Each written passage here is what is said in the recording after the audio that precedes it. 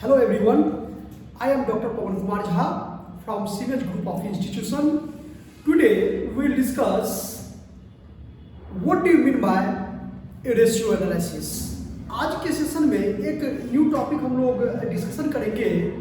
हालांकि ये जो टॉपिक है ये आपको फिनेंशियल अकाउंटिंग में भी देखने को मिल जाएंगे और यही टॉपिक आपको मैनेजमेंट अकाउंटिंग में भी मिल जाएंगे।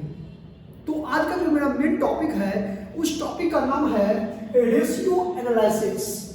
रेशियो एनालिसिस बेसिकली दो अलग अलग वर्ड से मिलके बना है।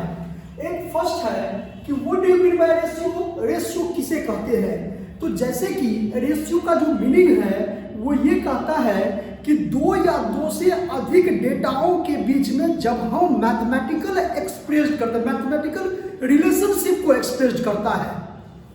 लाइक कि ये आपको करंट एसेट्स है, सपोज कि ये 10,000 है और करंट लायबिलिटी अगर 5,000 है, तो इस तरह से हम कह सकते हैं दो डेटा हो गया, एक करंट एसेट्स और दूसरा क्या करंट लायबिलिटीज।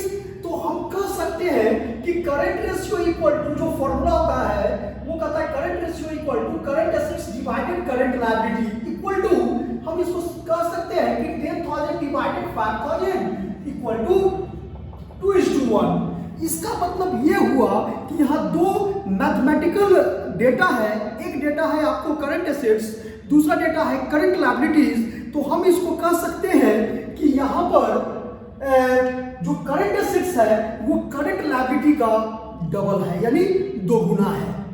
कह सकते हैं यस या नो? हाँ। तो यहाँ पर तो यही चीज यहाँ पर डिफिनेशन में कहता है कि रेशियो का मतलब होता है कि a ratio is a simple arithmetical expression of the relationship of one number two another. मतलब एक नंबर को दूसरे नंबर के साथ जब हम मैथमेटिकल रिलेशनशिप में क्या करते हैं, एक्सप्रेस करते हैं, प्रकट करते हैं। अभी हम लोग देख सकते हैं एज पर एग्जांपल कि करंट एसेट्स आपका 10,000 है और करंट लायबिलिटी आपका 5,000 है।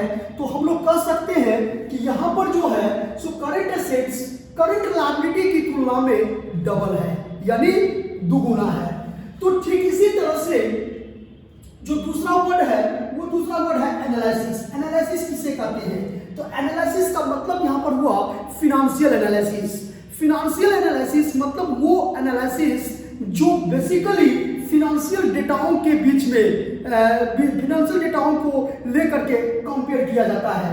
तो analysis means financial analysis, it is the process of evaluating businesses. अगर किसी बिजनेस को इवैल्यूएट करना हो कौन से टर्म में? तो फाइनेंस के टर्म में। तो इवैल्यूएटिंग बिजनेसेस, फिर कहा प्रोजेक्ट हो या फिर बजट हो and finance related transaction to determine their performance. अगर किसी बिजनेस का परफॉर्मेंस जानना हो, अगर किसी बिजनेस का पोजीशन को जानना हो, तो हम सभी कोई जानते हैं कि इसके लिए फिनेंशियल स्टेटमेंट प्रिपेयर किया जाता है। लेकिन प्रिपेयर करना ही यहाँ मकसद नहीं है बिजनेस का। बिजनेस ये भी देखना चाहता है कि जो मेरा प्रीवियस ईयर का डेटा था और इस ईयर का डेटा है, तो दोनों ईयर के डेटाओं में क्या डिफरेंसेस हुआ। तो ये इसको कंपेयर करने के लिए जो टूल्स और टेक्निक यूज करते हैं उसी को हम लोग फिनेंशियल एनालिसिस कहते हैं। अब जब दोनों वर्ड को हम लोग समझ गए कि रेशियो और एनालिसिस, तो कंबाइंड रूप से हम कह सकते हैं कि ratio analysis is a study of relationship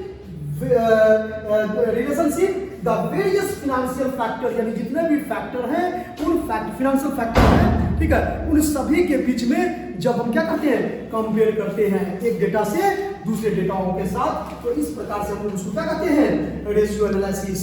अब रेशियो एनालिसिस को जो एक्सप्रेस करते हैं वो बेसिकली 4 तरह से एक्सप्रेस करते हैं। इसके बारे में हम लोग नेक्स्ट क्लास में डिस्कशन करेंगे। Thank you all of you.